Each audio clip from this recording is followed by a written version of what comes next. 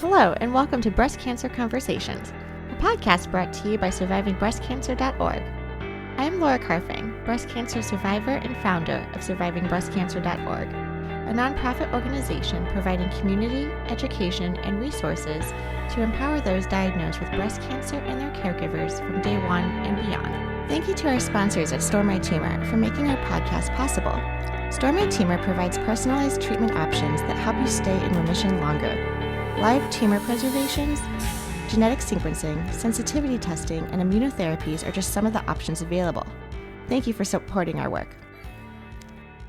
Hello, my friends. I'm so happy to be connecting with you all this week on Breast Cancer Conversations, and today is especially exciting because it's October, Breast Cancer Awareness Month. I'm your host, Laura Carfang, and if you're joining us for the first time, welcome. Be sure to subscribe to our podcast and receive notifications each week when we come out with a new episode. You will find our podcast on Apple Podcast, Google Play, Spotify, Stitcher, and SoundCloud. And to all of my friends who tune in every week, welcome back. I am so glad you're here, and thank you for joining us this morning. We have something really special. We are teaming up with podcast legend and rock star Emily Garnett, host of the Intersection of Cancer and Life podcast.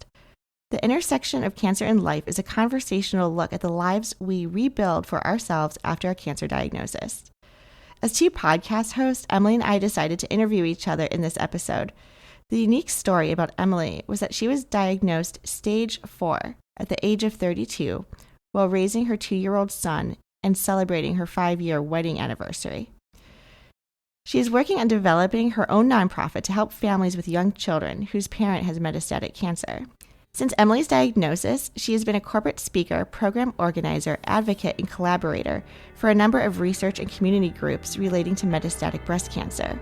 Despite being composed of mostly tumor at this point, she continues to blog, podcast, and talk everyone's ear off about the need for research, advocacy, and a better understanding of metastatic cancer. In this episode, we talk about Xeloda, Taxol, and why we have to keep advocating for ourselves when we instinctively know something is not right. How one doctor diagnosed Emily at early-stage breast cancer. When she went for her second opinion, it was stage 4 with mets to the bones. How do we get to a standard of care across the board? Welcome to the conversation. I'm really excited to finally get to talk. I feel like we've been messaging back and forth. I know. And I also want to ask you too, before we get too far into the conversation, is it okay with you if I record the Zoom topic? Yeah. What I hope to do, if it comes out nice, and I'll do some minor editing, I'm also trying to grow our YouTube presence as well. Oh, yeah. So, and I can share that with you if you want to put that on your website or push it out anyway too, so we can cross promote. I would just love the audio file because I'll send it over to my guys and they'll do they do their thing, and I don't know what that is, but I love that you have guys that do that. That's awesome. I need to get a team. It's they're amazing. I could not do any of this without them. They're literally the lifeblood of the podcast because they are the ones that make it sound good and look good and make it all polished. That's amazing. And how did you find them? Are they friends of yours incredible. who just work in sound or? Friend of a friend of a friend. I was talking to a friend of mine who about the podcast idea a year ago, and she was like, "Oh, I have a friend who knows some guys that have a podcast network. Talk to them." And so I did, and they were on board. So awesome. We started out. In October it'll be a year. Yeah. So, yeah. Wow. So October was when you started the podcast. Yeah. I started recording in, I think, August, and then we launched it in October, and this will be part of season 3, which is, then we got both cats in here, which will be, Charlie, you want to say hi? Hello. Oh my God. I don't have any pets, but I am so close to getting a golden retriever. I talk about it daily. So and I'm I just need the therapy dog of just calmness and love 24/7. Yeah. I have to say the cats are not as calm as you would think cats would be, but they are pretty sweet. We've had them for 10 years. Yeah. Wow. So, yeah. That's awesome. They've been through a lot with us. So yes. it's pretty It's pretty great. But yeah, no, we're gearing up for season 3. So, which I try to do like 12 episode seasons and have them with like different, kind of a different focus, different theme. But I just, like season 3 is going to be all breast cancer, going into kind of the fall, which tends to be kind of a breast cancer awareness season. Yes. Like it gets so insane. Yeah. So what were your other episodes? So that's interesting. So where I'm at, and I love that we're doing this like dual podcast together. I think this is like so cool. I've never done anything like this before. So like, I feel like we're both like celebrities, like meeting each other, which is like so super awesome. I know. It feels good. And so like, I was talking to a couple other people, and I believe I was listening to your last like finale on season 2 where you had all of the other podcasters who talk about breast cancer on your show. And randomly too, I was able to connect with DJ Breast Cancer. Is that her name? Tina, yes. It's amazing. Tina Conrad, yes. So great, right? Exactly. So I was in her state last weekend, but our schedules were so crazy. I was there for her wedding, and she was like busy with stuff, and we couldn't like cross paths. But I was like, oh my God, and we were talking about you and like her and just like everything. I was like, this community is just so amazing, which I love. It's like the worst club with the best people. Yes. It's I like, it's so crazy, all of the wonderful people that you meet, and you're like, man, and we would all probably like give this up in a heartbeat. Yes. If we could, but like I would be sad to lose those friendships, like those connections, because it's just like it's such a supportive community. Right. And that's what I say in my like on our podcast or in our meet and greets or anything too, is like, yes, we all have breast cancer and we can own it, or we can just say it's a chapter. Like everyone has their own vernacular that they like. But I'm like, oh my God, we are like doctors, we're lawyers, we're educators, we're moms, we're like yogi Pilates instructors. Like we are like amazing. Right. So like, hello, come into this like unfortunate club, but like thrive, because the brains behind it is like so powerful. Right. I mean, you get people like that you can collaborate with and work with and throw ideas off with, who are brilliant, who are really doing incredible things and like creating really insanely fantastic advocacy programs. Like it's just, like yours, like you've really like taken, in such a short time, like taken a really important program and built it up, and it's doing so much for so many people. Thank you. Yeah, and I want to hear too. So like, okay, so you started off, I'm going to be like all over the place because it's late and it's a Tuesday. And yeah, I hear you. And I can hear my kids screaming upstairs, so I am ignoring that. Right, so you have like what, the 3-year-old, and how many? I just have him. Yeah. Him. Okay. Yeah. And he's like a lot of kid. So you started the podcast in October of 2018? Yep. All right. Yep. I started it almost, I was diagnosed in November of 2017, so it was almost a year after my original diagnosis. And hi, Charlie. And so I started it because I was just like, I felt so isolated, and I felt like there were so many things that I wanted to talk about life, especially life with metastatic cancer, that weren't really getting there was an audience, but there wasn't any sort of content. I was like, I want this to be something that people aren't afraid to talk about, and if no one else is going to do it, like I am. Yeah, absolutely. Yeah, there's no fear after you go through cancer. You're like, whatever, like I got this. I know. And it's like, I mean, literally, like as we speak, I'm pulling out like clumps of hair because I started Taxol a couple weeks ago. You did not. It's falling out at a very rapid rate all of a sudden, but whatever. Day 14, like, that's when like all my started to fall out. I was on... I'm day 14, I think tomorrow. Okay, I think tomorrow's day 14. It was like clockwork. Yeah. I was like, how do you know? And they're like, we've been doing this for years. Yeah. And that's what everyone told me is like, after 2 weeks, like 2 to 3 weeks, be prepared. Yeah. And yeah, Yeah. So I'm prepared. Yeah. I Is this told your my first husband time on I'm gonna, Taxol? yeah, yeah. Okay. But yeah, I'm probably just gonna, whatever's left by Friday, I'm just gonna buzz it off. Yeah. Oh, that's what I did too, because Not gonna, it felt like yeah. cat hair. It was just like all over my face, and it was so Right. It's annoying. like all over everything. And I Yeah. already have cat hair everywhere. And I'm just like, I just don't want to be like, when my son was like 4 months old, everyone says, oh, your hair falls out. And I was not prepared for that, like, because my hair thinned so much and it was coming out in giant clumps. And it's just like that so far. But it's like, I know it's going to get worse. And I'm like, Ugh. whatever. So, okay, I have like so many questions. So first off, what's the name of your podcast, first of all, for our listeners to like just know how to find you? It's called The Intersection of Cancer and Life. And you can find it on iTunes. You can find it through my website, which is emilyrgarnett.com. You can find it most places where you can find podcasts, or the website is theintersectionofcancerandlife.com, and you can listen to it there. Awesome. Yeah, and we'll link to that too so people can find it. And so mine too, because I know we're like doing this like co-podcasting. I know. It's called Breast Cancer Conversations, where we talk about anything breast cancer, whether it's like talking to survivors or doctors or nutritionists. It's like if it touches breast cancer, like we're chatting about it. Mm-hmm. And it is a offshoot of my nonprofit survivingbreastcancer.org.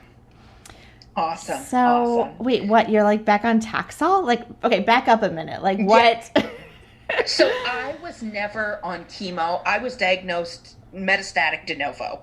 So, I had an early stage diagnosis for like 2 weeks, and then they found bone mets. And so they're like, so with de novo mets, they don't do chemo unless it's like either really aggressive and they need it to chill out, or for hormone receptor positive, I guess, and or if it's like oligometastasis where there's like only one or two metastatic spots. So I started on Ibrance for a year, Ibrance and letrozole. So hormone therapy. Then I was on a clinical trial. Then I was on Xeloda for 3 hours. Usually like 2 months, not even 2 months, and then progressed on Xeloda. So now I'm on Taxol because the hormone stuff isn't working. Also, there's a fly in my room, and the cats are totally ignoring it. You should be on that. Do your job.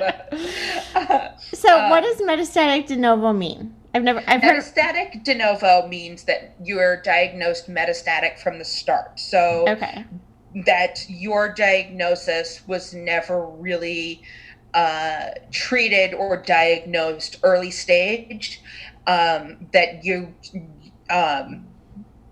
your original diagnosis is stage 4. Got it. Okay. And how old were you when you were diagnosed? 32. 32 was stage 4. 32 with stage 4 and a 2-year-old. Wow. Yeah.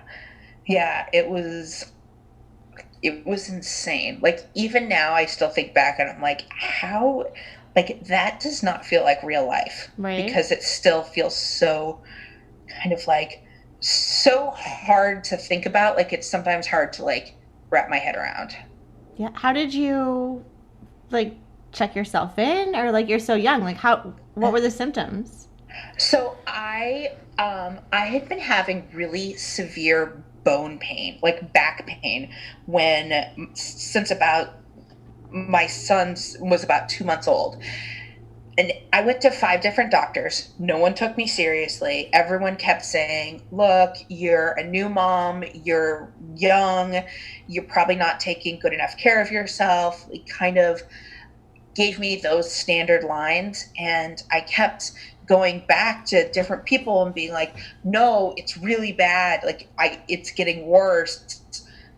I don't think it's what you are implying. And for a while they said, well, maybe it's, instability in kind of your pelvic floor, your like hip muscles from childbirth, or a physical therapist said, I bet it's just probably the result of pushing. Sometimes women don't push properly. And I'm like, no, that's bullshit. Sorry. Yeah.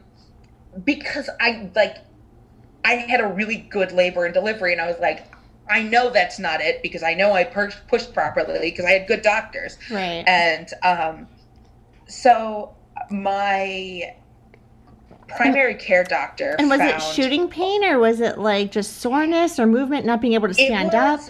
It eventually became this like overwhelming pain where it was like it felt like having broken bones, because that's what it was. Wow. I had small fractures in my back that were not healing because they were being eaten away by cancer. So my bones were literally breaking like that. And that's what it felt like. It was like having broken bones. And my primary care doctor found a lump. We were trying to get pregnant with the second baby, and she found a lump and then referred me to get a mammogram and ultrasound. And then that's where they discovered it was breast cancer. They didn't discover I was metastatic until I went for a second opinion. And the first doctor was very trigger happy to schedule me for surgery, because they were like, oh, no, you're early stage. We don't even feel your lymph nodes. And then I went to my current oncologist for a second opinion, because I was really uncomfortable with the way that the other doctors were treating me. And she was like, oh, yeah, no, we feel your lymph nodes, and we are looking at your films and, reviewing them as part of the second opinion. And we're like, we see spots, like we see lesions on your sternum. So God. we're going to do a PET scan to make, that the other doctors had completely missed. So and isn't that funny how the different levels of treatment and scans, and this is something I don't quite understand yet. I talked to so many women where it's like, I had the mammogram and ultrasound and now surgery. Now, my experience was incredibly fortunate. I was a little naive, but I went from the mammogram to ultrasound to biopsy. They also biopsied my lymph nodes. And then immediately I had the CT scans as well as a full bone scan. So I had absolutely everything before they even came to me with a treatment plan. See, and I think that should be the standard of care. Yes. I don't know why it's not. I know. I don't know, and I don't know why it's not across the board. I think for some doctors it is. I had, at the first hospital, I had the mammogram and the ultrasound without a PET scan. And then when they found out I was metastatic, she did a bone biopsy to make sure that the bone lesions were actually the same cancer as was showing up as breast cancer. So was the bone biopsy on your spine? It was on my hip bone, like the iliac crest, where kind of your hip bones fan out into your butt. That's kind of right above, kind of to the right of my spine, of right the top of my butt. Yeah. Did they put you to sleep for that, or was that painful, or? Yes, they give you. The anesthesiologist said, "Yeah, it's the same combination of drugs that killed Michael Jackson, but don't worry, we know what we're doing." I was like, "Okay, so at least they're good drugs." But yeah, they gave me propofol and a couple other things, and it wasn't full general anesthesia, but it was very heavy sedation, and I don't remember any of it. I've now had 3 bone biopsies and 1 liver biopsy. The bone biopsies are a little bit sore for a couple of days, and they actually take a few weeks to not feel sore. They feel a little bit tender. The liver biopsy, I've heard, can vary really wildly. The breast biopsy was by far the worst of all of the places I've had biopsied. Yeah, I feel the same. Again, I was at that first hospital. Terrible. That was, they were basically just they were awful in every possible way. Wow. I want to turn the question back to you, and here I want to know how you were diagnosed and how old you were, and did you find your lump? Like what was your diagnosis story? Yeah, absolutely. So I was 34 years old and I noticed dimpling on my breast. So, I never thought much of it, and I was trying to get in shape, and I was working out. I was like following a vegan diet, and I was quite into like working out and lifting and running. And I remember wearing like one of these tighter tank tops at the gym, and I'm like, thinking I'm the shit, like lifting my weights in the mirror. And one side of my pectoral muscles was like totally developing, and like the other side just wasn't. I'm like, that's weird. And then I was, in the shower looking at my breast, and I'm just like, you know what? There's a significant difference. It physically looks different. And I didn't immediately assume cancer, but I assumed something was just not right. And I checked myself into my primary care, and I brought up this before too. Like, I don't have a family history of breast cancer, but being young, under 40 with dense tissue, like I don't understand how self-exams actually identify breast cancer. And when people do it so quickly, like I think you're going to miss things. And yeah. Oh yeah. Mine is my mass is super deep, and it was probably there for years, but it's so hard to find. You have to know exactly where you're looking and how you're looking for it in order to find it. Yeah. So yeah. The only way I proved it was like, hey, when I like lean over this way as if to like pick up new weights, I see the dimpling. And I was like, I'm not really sure it's cancer, but like, can we get a mammogram? I don't know. And it was the first time I got a mammogram. I was under 40, so I'd never had one before. I called my mom, who lives in Chicago. I'm in Boston. And like, I call my mom, and I'm just like, Mom, I just want to keep you up to date. Like you're the girl, like I'm the girl, like I've never done this before.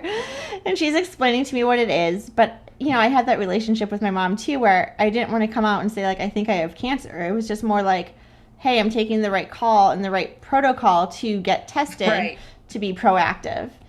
And I called my employer that day saying, hey, I have a thing. I'll be in at like 9:30, 10 o'clock. I'll be a little late.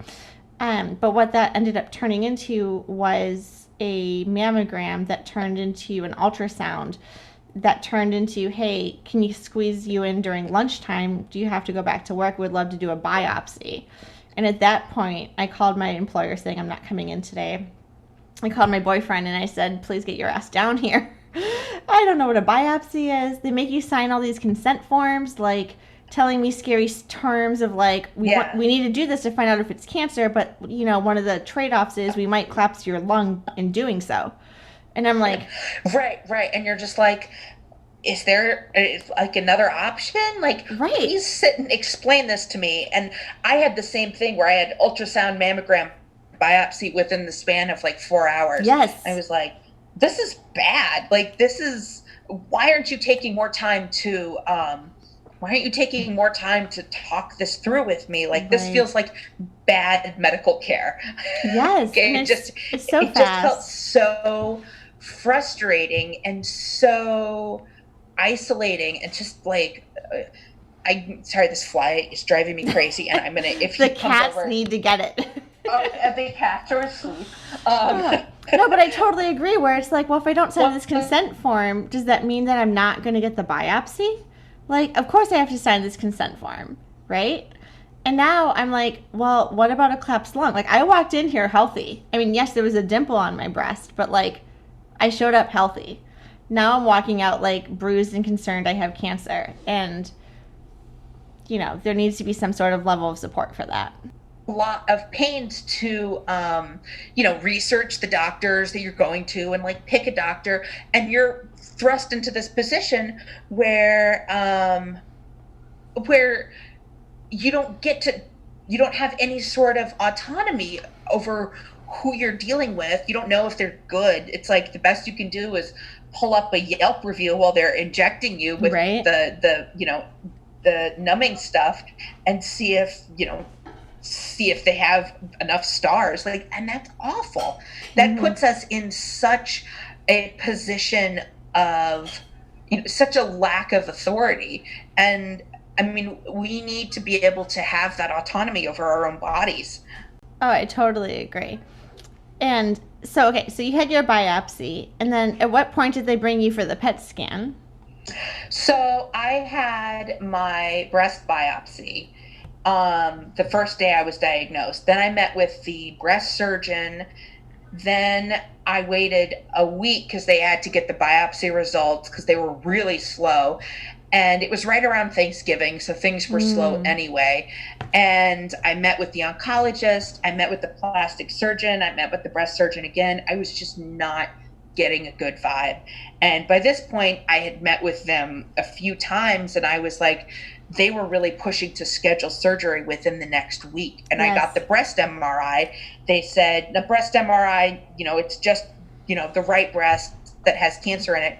And I was just like, I cannot, my gut is telling me just do not go forward with this. And everyone I talked to, this was like a very small little regional outpost of a major hospital in New York. And everyone was telling me, you need to go get a second opinion and you need to. Meeting with the surgeon and the oncologist there, they were like, immediately, like, we are sending you for a PET scan tomorrow morning. Yeah. You will have, we're going to get a wet read. We're going to have your results in 24 hours because this is something we all need to know. Like, we're not going to wait around for this. And the other hospital, it had been like 2.5 weeks and they were just kind of,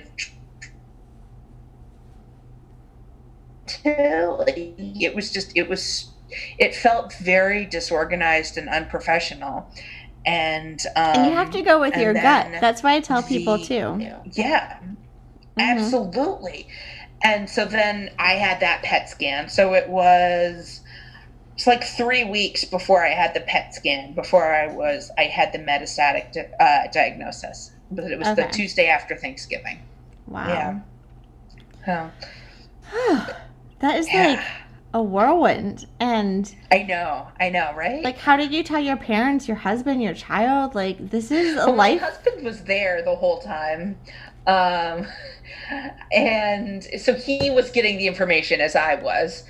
But, having to call my parents and give them that information was one of the worst phone calls of my life. Like, my parents, like screamed. Like, it was like one of those like terrifying noises that you just like can never get out of your head. It was. Did they know you were going for like a mammogram at least, or is this just like all new? I had told them about the breast cancer after the mammogram. So I told them after I had the mammogram and the biopsy, and then. But we hadn't told them that there was a chance that it could have been stage 4 because we didn't really know. And so once it was stage 4, like we called them right after I got the call from the oncologist. And so we got off the phone and we were like sobbing, both my husband and me. Wow. And then we called my parents and they were sobbing. And then we called my husband's parents. Yeah. And I mean, my little guy was 2. He had just turned 2. So we kind of have been talking to him about it in a pretty age appropriate way. Yeah. So we're not getting into too much detail, but we're also not, we're not using like euphemisms. We're like, mommy has cancer or mommy has a disease and she has to go to the hospital where they're going to give her some medicine. Yep. And the medicine, so we basically are like, the medicine has little tiny ninjas in it that are going to kill the bad cells, because he's really into ninjas and like Spider-Man and fighting and the good and bad. And so it's, as a lawyer, I'm always like, it always drives me because I'm like, I want to be like, okay, but so you can't really say like bad guy because he hasn't been convicted yet. So my son just looks at me and he's like, no, Mom, he's a bad guy. Yeah. Yeah. Oh, So I was talking to another woman, and I don't know if this applies to like you and your son, but because I'm so intrigued about how women tell their children about breast cancer. Mm-hmm. That is a topic that is very like underground. There's not a lot of books about it. There's not a lot of literature about it. So I love asking about it. And so I love this like idea of just like, okay, cancer and metaphors and ninjas like going in to like kill the bad guys. And there was this woman who I was speaking with, and she was telling her children about how her hair was going to fall out. Yeah. And I'm sharing this with you too because I thought it was so beautiful. And she was expressing to her children like 2 weeks into it, like, I'm on this medication and we know the medication is working when your hair starts falling out. So just FYI, like, my hair is going to start falling out. And it's like, 8 o'clock, she's doing bath time with the kids, and she notices all of these clumps, like, of her hair falling out. And then I think it might have been like a 4 and 6 year old. And like the kids were like, oh my God, Mommy, your hair is falling out. Like, let me help. Like, it's working. And like the kids would like help her pull out these clumps of hair. It sounds painful. Yeah. Oh, I mean, of course. Yeah. Kids just grabbing at your hair. But I think to include the kids in that process of like, this is normal and this is healthy and this is a positive thing because it means that the medicine is working was a huge takeaway. And I love the way she was expressing this and including her children in that process. Yeah. Yeah. I when I first mentioned to my son, we were talking about it, and I was like, Mommy's hair is going to fall out. Mommy's going to not have hair for a while. And so we started talking about it, like trying to kind of, talk it up like this is going to be a fun thing. Right. And I may have promised that he could paint my head like a pumpkin for Halloween. Oh, I love it. And then it took a while, and so we didn't really he got very upset, and so we didn't really bring it up again. He was like, he started crying, and he's like, Mommy, but I love your hair. I was like, oh, that's hard. It was really hard. It was really hard for both of us, and so I'm probably gonna buzz the rest of it off on Friday because it's driving me crazy, and I'm shedding more than the cats. But so we've been talking about it, and I got some of that like washout blue hair dye for my son, and so I was like, so everyone is going to get wacky hair. Everyone's going to get a wacky hairstyle. Cool. So he's going to get blue hair gel. My husband will get blue hair gel. The neighbors will probably come over, and we're going to make it fun so that everyone is going to get a new hairstyle. And I promised him that I would save like a lock of my hair for him because Perfect. I feel like it's, in a lot of ways, the conversation can be very different when you're metastatic and you're talking about a lot of the side effects or a lot of like the things, as a result of treatment, because we both don't always know if they're working, and we don't know when the other shoe is going to drop. Yeah. And so like, I don't know if I'm ever going to be in a position where I can grow my hair back. Like right. It may be gone for the rest of my life. Right. And I don't really know that. So it's such a strange position to be like, wow, this may be my, last few days with hair, like forever. So it's, for the most part, I've kind of made my peace with it, but it's weird to think about. And it's weird to think about like what is going to be my little boy's new normal. Right. And that's like, could very well be having, bald mommy. Like, right. Yeah. Yeah, and I spoke to this other woman too, and I'm sharing this with you too because I feel like this content is so important for other breast cancer survivors to hear, because a lot of us are diagnosed under 40. A lot of us have children. A lot of us are like, how can I be that strong, feminine, like feministic, like mother? And I'm going through all of this. And the other conversation, what I love about my job is like I hear all these great stories and I want to bring them all together because that is like, I want to be the connector, right? And so like I'm speaking to this other woman and she's like, my son's in 2nd grade and he's learning about gender. Mm-hmm. So you go through the gender and like, this is what a woman looks like. She's got hair, she's got boobs, she's got this. Like, they probably don't use the word boobs, but like, you know what I'm talking about. Yeah. Or like, this is dad, short haircut and like tall and slim and like, etc. And all of a sudden I'm going to be that mom without having the female body parts, and I'm going to be losing my hair. And so how do I talk to my second grader about gender when I do not fit the stereotype that they're teaching in the schools?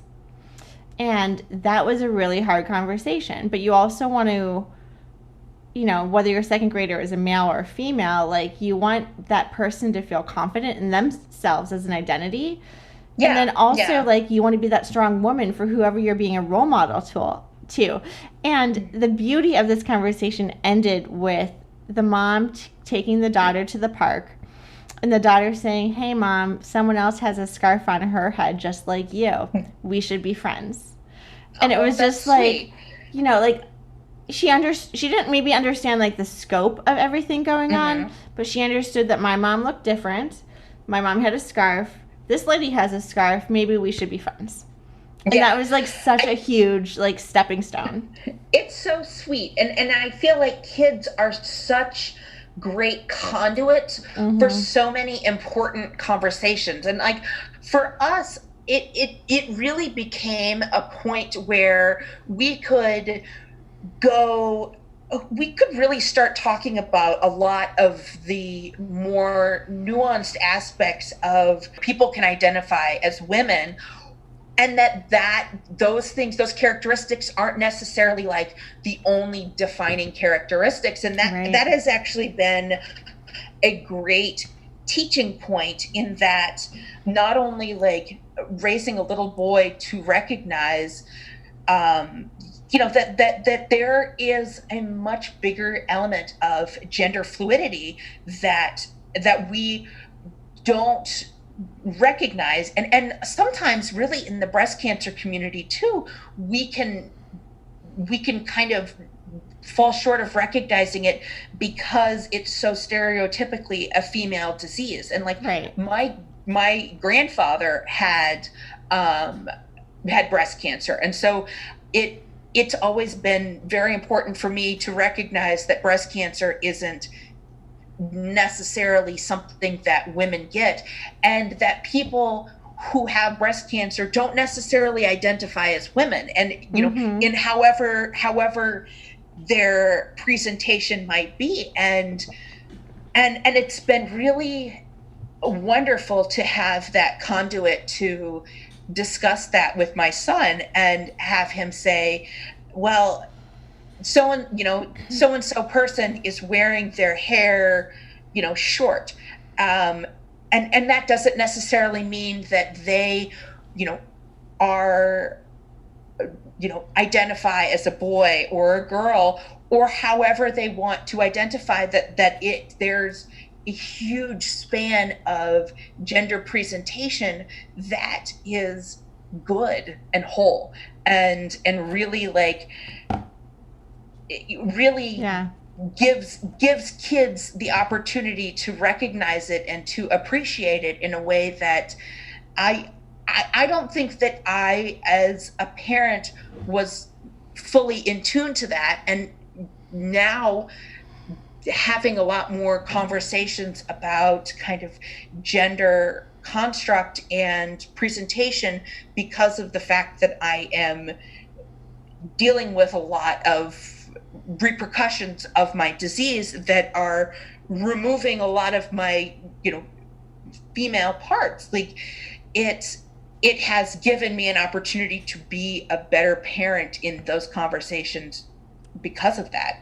So, that makes me smile. Still not a fan of cancer, but no, of course.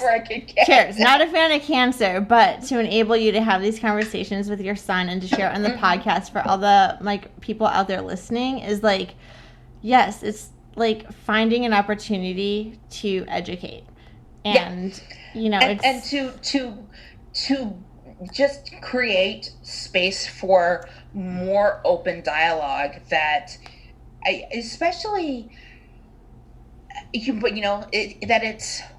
not dealing with a disease that is just so female focused. Right. It really, the I think that there's a much greater community within the breast cancer community. There's a greater population that needs to be recognized and have more appropriate services geared towards them, because there is a much broader expression of gender than just female. Yeah, I have this great volunteer for our organization. I'm going to decline from naming him out front, but he is a rock star.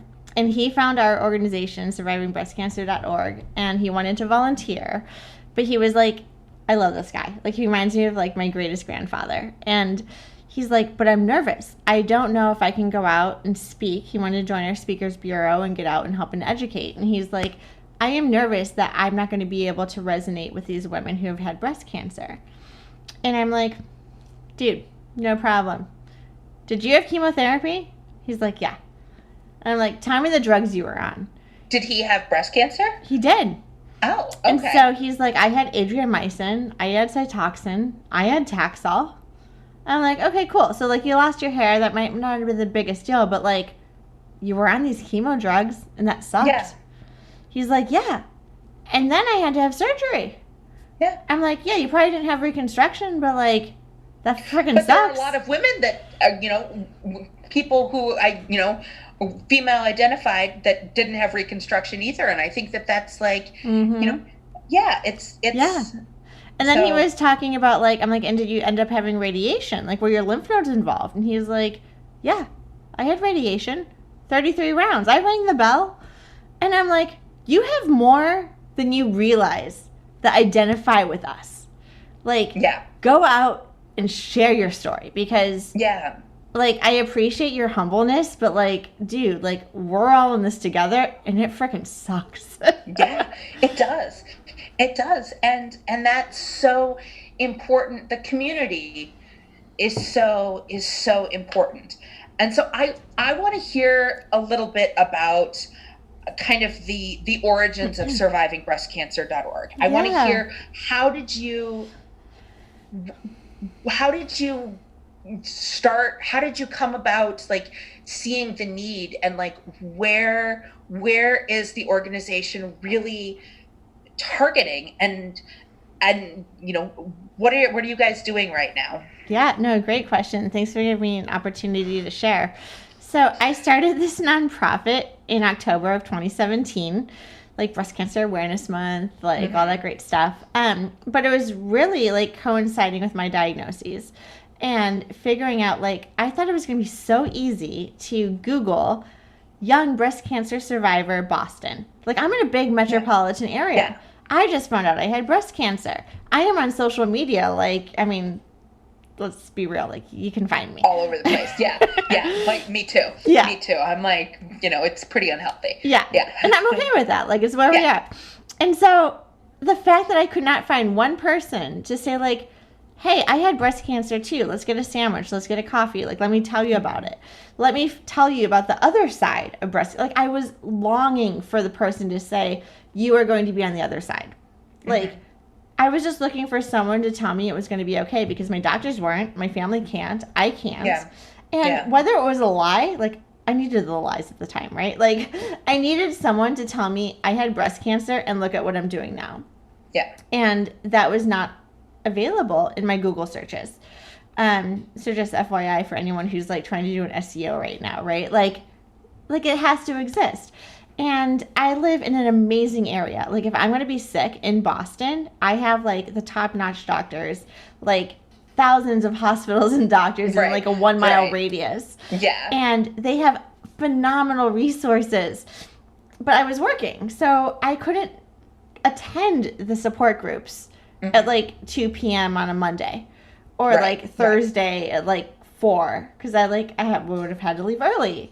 And then also what I learned too is that they're not all necessarily focused around breast cancer. A lot of the support groups are focused around all cancers to maximize the impact. So everyone is coming regardless of cancer to discuss their situation And I think I was also intimidated because I didn't want to be in a negative environment. Not saying that they were a negative environment, but I was just nervous to be around people who had a breast cancer diagnosis or any diagnosis of cancer, and it wasn't going to be what I needed.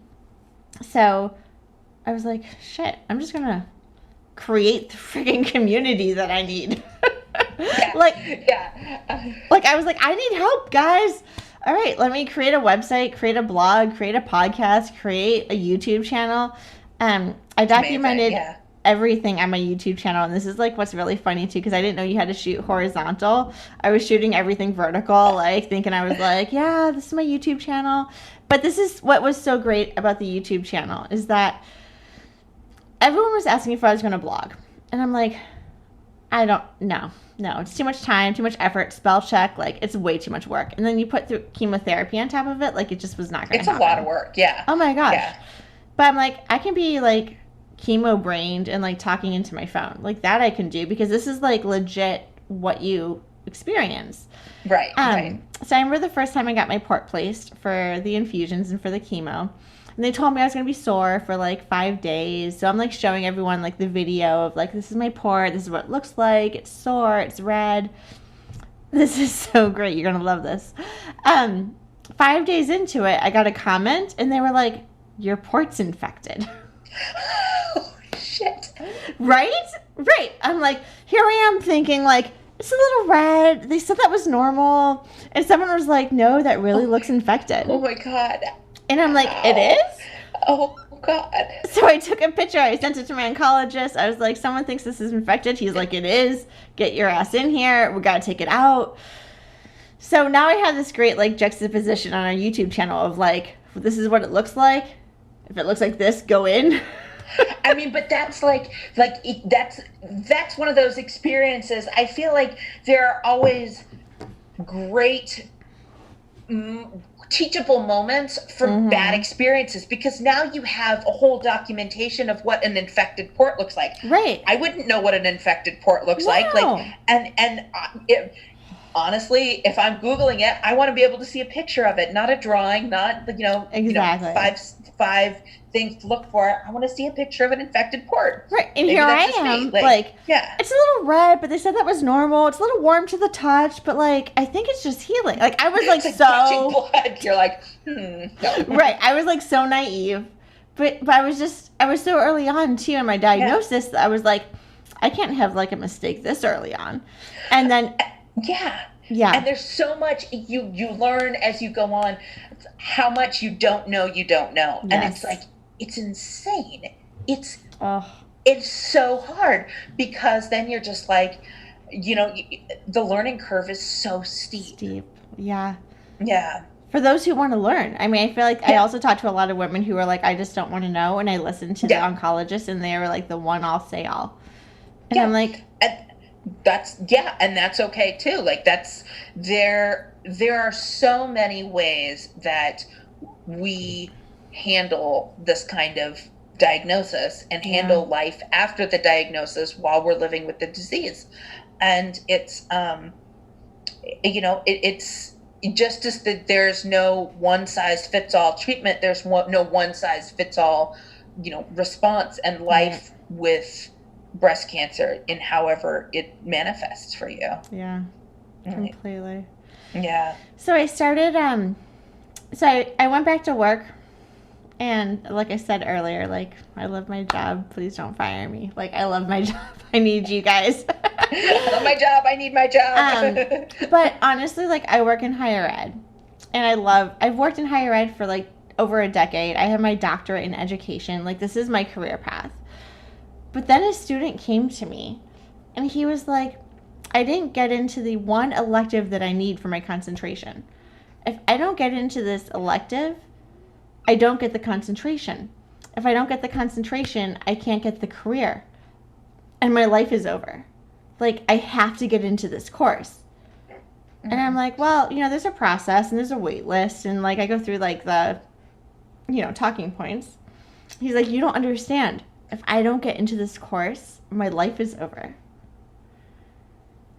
And I'm like, if I don't beat cancer, my life is over. Yeah. like, I am sorry. I'm trying to help you, but this is not life and death. Yeah. Yeah. And so the perspective, and I'm sure we can have a whole other discussion on perspective, but the perspective was like, you know what, I really need to tip the scale so that I can do SBC and survivingbreastcancer.org 100% full time. I need to figure out the funding. Like, I don't have that business background. Granted, I work with business students, like osmosis or something's coming through. Yeah. But like, you know, like, I want to help people. I want to provide education, community, like, support. And so, like, education can come through reading our blogs, reading our website, listening to our podcast for the people who don't want to read, or our meet and greets where if they want to meet people in person. Like, everyone has their own ways of wanting to engage when they're ready to engage, because I also acknowledge that not everybody is ready at the same time. Right. Like, a year out, they may finally be ready to talk about it. Or you just recently got diagnosed and you're freaking out because you're waiting for, like, results. Like, I get it, so come join. So everyone has these, like, ebbs and flows of when they need our resources. My job is to provide the resources. Yeah. Yeah. And, you know, and it's been so funny that you say that, because I have actually found I jumped in, I did like a pretty deep dive very quickly and very early, and I was like all in. And then I found, like, as my disease has progressed and as I've basically gotten worse and worse news, I've had less interest and less kind of ability to engage in a lot of ways. Sure. And so I've been taking, you know, steps back and kind of trying to focus my energy and my information filters in a way where at the beginning I was like just casting out very wide nets, and very much like, you know, I'll take everything, every piece of information, and so now it's like it's very different. Mm-hmm. And so it's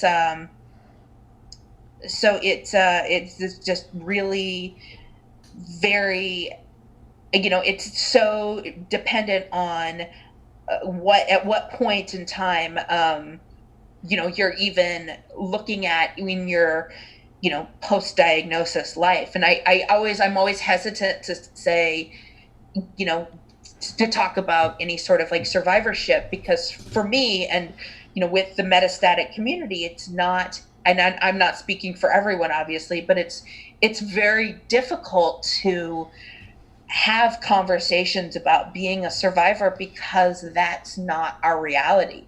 And it is, a lot of times we tend to get very kind of put on the back burner with, you know, within groups, because quite frankly, our reality feels kind of depressing to a lot of people and can be very scary. And yes.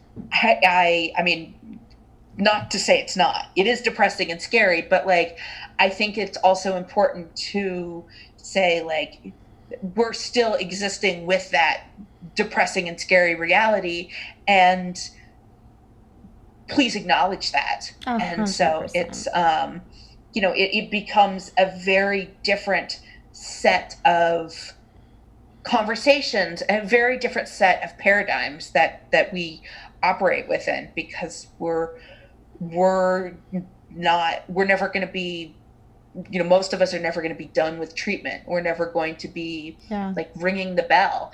And so it's really, it can be very challenging, and it can be very isolating within, you know, within the time of that, you know, of different points after diagnosis. So and thank you for sharing that. Like, the language is something I'm very cognizant of, and it's hard to navigate because there are people who love the, like, fighter, warrior, I won attitude. Even all the t-shirts, like, people sent me a t-shirt that said, like, I won. trying to like inspire me. I'm like, did I win? I don't know if I won. Like, where's my prize money? Right?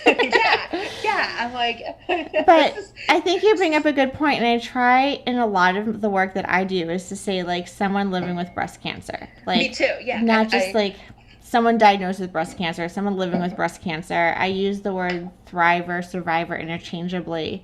But I would love, as someone who's stage 4, like how could somebody provide you support? Like what, and you don't have to speak for the community at large, but like, what's the like takeaways?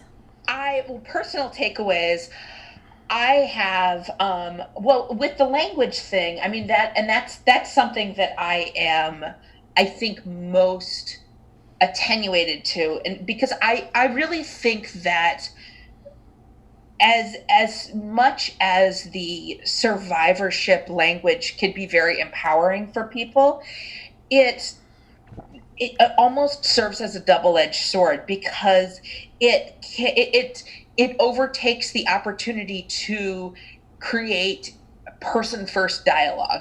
And so, my early career was working with people living with HIV, and it was drilled into our heads at the organization I was working for how we would talk about people living with HIV. They were not AIDS patients. They were not, any of the terminology that you would hear even like 10 years ago. One of the terms that just appalled me was, would people say full-blown AIDS? Like, it's so, or AIDS patient, in the same vein as cancer patient. Like, the person first language allows us to, so I telemarketer keeps calling me, sorry. And, allows us to say that we're, people living with cancer, living with breast cancer. And so that allows us to be more than our diagnosis, more than the thing that is, it's not something that's defining us. It's playing a part in who we are, but it's not the defining characteristic of our lives. And so that's always what I like to say is like someone living with breast cancer. Yes. And that is, to me, that's the most inclusive term. And then that way people can use whatever terminology fits them without having to have kind of a narrative prescribed to them. Mm-hmm. Exactly. And I feel like as a, someone who's metastatic, the survivor, the fight euphemisms and the survivor mentality almost puts me in this fight or flight response, which is just not sustainable. Like, I can do that for 6 months, but I can't do that for 2 years. Right. And so that is just, recognizing that difference is so key to being supportive versus, supportive versus less so. But otherwise, like, our preschool set up a meal train for us, which has been the greatest thing ever. I'm obsessed with the meal train. For anyone out there that's listening that is part of it, you guys are freaking angels, because I don't even know what I would do without that. Love it.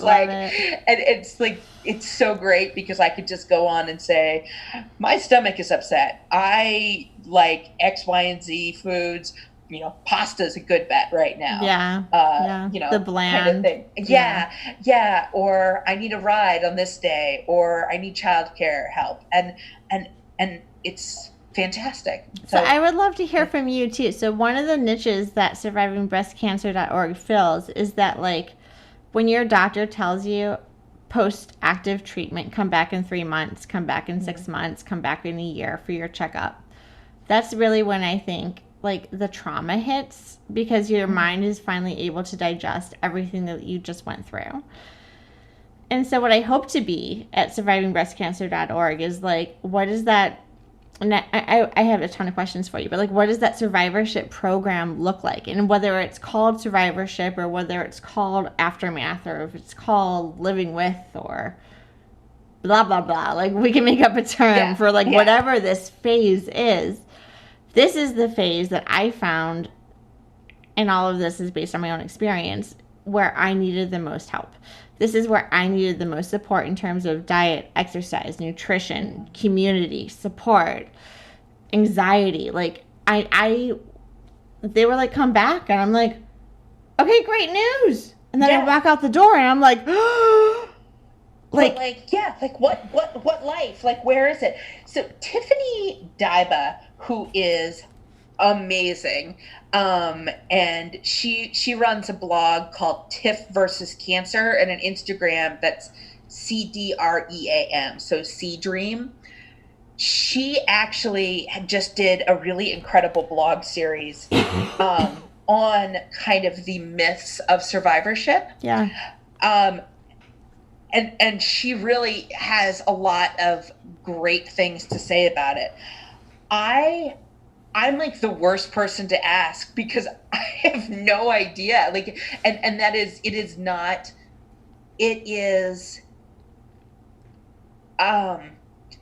you know, I feel like it's living with as much as anything else, but like being metastatic, like we don't have those kind of appointments. And so it's like I have no experience to speak of about having those follow-up appointments like that, because that's never going to be my reality. Like I go to the hospital every week, like, and that's going to be for probably the rest of my life. Yeah. And so it's so, you know, I just like, I can't speak to like what that kind of survivorship or living with program would even look like, because I can't speak to an experience that I don't have. Yeah, completely. Like, and it's I want to ask you like what you need and how I can help. What I need, a new liver. You hear that, you all? Like, yeah. And not because I was wild in college, that although I was, no, just because it's been acting up and it's giving me so many problems. So, you know, how can we support stage 4? Include us, and make us not feel like an afterthought. No. Make our resources as readily available and as specific as resources for early stage. Yeah. Because if 1 in 3 women will eventually metastasize, we're looking at a huge population that needs access to resources and that are really, I mean, we get overlooked. We get sequestered in a way that is not appropriate, because or in communities that are all breast cancer, it sometimes are, you know, stage 4 will get kind of cordoned off. And I think it's so important to have conversations like this about stage 4 that are available for people who are early stage, not because I want to be the boogeyman, but because I think that it's important to A, learn what that life looks like, and B, just have the knowledge that it happens, that metastasis happens. And I'm not going to say, you know, that your life isn't over, because I can't speak to that. Like, it's a very, very wide range of not great statistics, but that I want to be able to say that there are resources and support should that become your reality. And like, that's really what we need, is that to be pulled in and embraced by the larger community in a way that the larger community can become metastatic allies and push for more funding and expansion of clinical trials and more recognition and within, larger groups as far as our needs. And the really funding for research, more research for metastatic breast cancer is absolutely. It's so, yeah. Like, I need to hook you up with my friend Abigail. She's the same way. She's like, she believes that if we can find funding to do the research for metastatic, the trickle-down effect will help everybody else. Absolutely. Because there's a lot of research that is available to expand upon for early stage disease. Yes. And I'm not saying that we shouldn't research it. I'm saying that, if we're only giving 7% of funding to metastatic disease, but it's still killing 99% of people diagnosed with breast cancer, that seems like a discrepancy. And wouldn't you want to be putting the money for research towards the thing that is actually taking lives? Exactly. No, I totally agree. So we're going to have a follow-up. Yeah, it's going to be you, me, and Abigail. This will be amazing. But second, I just found out the staggering statistic that the American Cancer Society, when you're looking at all of the stats for stage 4, do not include those who have been from stage 1 through 3, who have then had a recurrence and are now stage 4. The statistics for metastatic breast cancer are really, really poorly maintained. Yeah. And there is just not enough accuracy put towards improving those. And that's quite frankly, that should be the first step, is looking, getting the information. And so I feel like anyone, I feel like anyone who's going to pull those statistics, actually look at them in a way that, critically, and say, oh my God, this is what's happening. Here is stage 4, but here are all the people who went from stage 1 through 3 are now stage 4. Like, that number is not publicized. And that's the problem. And that's a problem. And I think also there are very big issues, and I don't actually know the exact statistic or number, but in terms of tracking metastatic de novo, there's a huge problem with what is being tracked statistically for metastatic breast cancer. And that is a big reason why the funding the funding isn't being made available, is because we can't point to numbers and say, look, X, Y, and Z is happening. Yeah. And I think it's the SEER, the SEER database, is the database that is supposed to be, that's supposed to be responsible for managing that sort of disease information. And that they need to, do better. Yeah. So, girl, there are so many more conversations to be had. Yeah, I know. Over some a bottle of wine and everything. I know. I could keep going. I could and do, and that's why the podcast exists. Yeah. So can we wrap up with tell me about your podcast, and tell me about your blog and your website. What is it that your vision is, and how we can help support that? Well, my blog is Emily. It's called Beyond the Pink Ribbon, and it's at emilyrgarnett.com.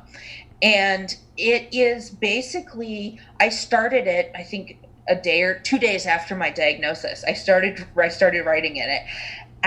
Because I wanted that first person chronicle in as close to real time as possible about what was happening. And at that point, I didn't know I'd be metastatic. I didn't know what was going to happen, but I needed to chronicle it. And now I have almost 2 years of basically all of my treatment changes, everything that's happened in all of the different ways, all of the fertility challenges, all of, it's my story in a lot of ways. And I've done, I also have links to a lot of the writing that I've done for other websites, including advancedbreastcancer.net and the Young Survival Coalition. Awesome. The podcast is called The Intersection of Cancer and Life, and it's at theintersectionofcancerandlife.com, but you can also find it on the blog or wherever you find podcasts. And it's really just a lot of these kind of conversations where it is a push towards going further than one's diagnosis and recognizing that a cancer diagnosis plays a huge part in who we are, but it's not the thing that defines us, and how we can look at people holistically in the ways that cancer, really has, to be glib, intersected their life. Yeah. And I've been branching out a little bit more, talking to different providers and authors and, people within the cancer community that aren't necessarily living with the disease. And it's all cancers, with a focus on people who are metastatic and getting those stories out there. I'm going to introduce you to the 1% podcast. Have you heard of them? I have. Yes, they're amazing. Have you been on Truett's show yet? Yes. Okay. Yes. We just recorded a couple weeks ago. Oh, awesome. So, I had a little blurb with him as well. He's amazing. He's great. Yeah. I'm hoping to, once I wrap up this season, once I move forward with season 4, Truett, if you're listening, I'm coming for you. I'm hoping to have him on my show and have him talk likewise a little bit about his experience. And where in New York are you? Where can I find you? So I am about an hour north of the city. Okay. So we moved up here 2 months before I was diagnosed. So we've been in this house now almost 2 years. Nice. And we moved from New York City. So we were living in northern Manhattan. Now we're in northern Westchester. Cool. And I love it up here. I'm obsessed. Yeah. Email, address, handles. How can people get in touch with you? Yes. So you can email me at beyondthepinkribbon@gmail.com. Instagram at beyondthepinkribbon. Twitter at EMR Garnett. And Facebook at Beyond the Pink Ribbon blog. Nice. I love it. Yes. And how about you? For everyone else out there, where can we find you and find survivingbreastcancer.org? Yeah, so the website, this was like strategic branding on my part, right? Survivingbreastcancer.org is our website and organization. I'm at Laura at survivingbreastcancer.org if you want to email me, be on the show, or connect, have questions. Instagram is survivingbreastcancer.org, all one word. And our Twitter account is SBC. We're going like acronym style. So SBC_org. Awesome. And I think we'll probably both link to all of it in the show notes. 100%. But this was amazing. Let's do it again. And let's, we can totally round up the crew and get another roundtable, because those ladies are really just a dynamo. Oh my gosh. Women making it happen. I love it. I'm super excited. Emily, you are like a star. I'm so happy to be speaking with you. You too. I'm so excited. I feel like this is we're gonna keep doing both some really great things. For sure. Yes. Love it. This is amazing. It's so meta. It is. I love it. All right, I love you, girl. I'll talk to you soon. Okay. Thank you so much. I love it. Send me an email and we'll set up the Google Doc, and I will bombard you with emails and information, because that's what I do to everyone. Do it. Bring it. Yourself. And I'm going to come find you in New York. Wow. I love it. Let's do it. All right. Bye. Bye. And thank you, everyone, for listening to our show. I would like to acknowledge that all of the information on our podcast are from personal experiences and are not a substitute for professional medical advice. You should always contact your medical care team. If you're looking for specific topics or would like to be a guest on our show, please feel free to reach out to me. My email is laura@survivingbreastcancer.org. Until next time, keep on thriving.